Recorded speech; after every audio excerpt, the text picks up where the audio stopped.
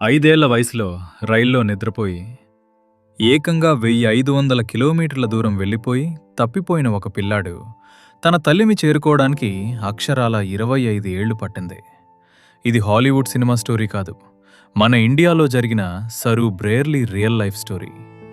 1986లో మధ్యప్రదేశ్లోని ఖాండ్వాకు చెందిన 5 ఏళ్ల సరు తన అన్నయ్య గుడ్డుతో కలిసి రైల్వే స్టేషన్కి వెళ్ళాడు. అలసిపోయి ఒక ఆగి ఉన్న రైల్లో నిద్రపోయాడు. మెలకువ వచ్చేసరికి ఆ ట్రైన్ కోల్కతా చేరుకుంది.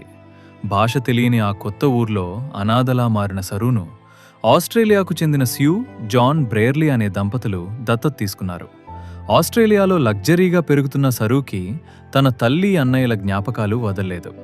25 ఏళ్ల తర్వాత తనకున్న కొద్దిపాటి చిన్ననాటి జ్ఞాపకాలతో గూగుల్ ఎర్త్ సహాయంతో పగలు రాత్రి వెతికి కోల్కతా నుండి ట్రైన్ రూట్లను ట్రాక్ చేస్తూ చివరికి తన సొంతూరు ఖాండ్వాలోని గణేష్ తలైని కనిపెట్టాడు.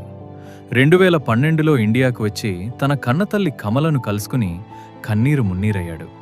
కానీ అక్కడే గుండె పగిలే నిజం తెలిసింది.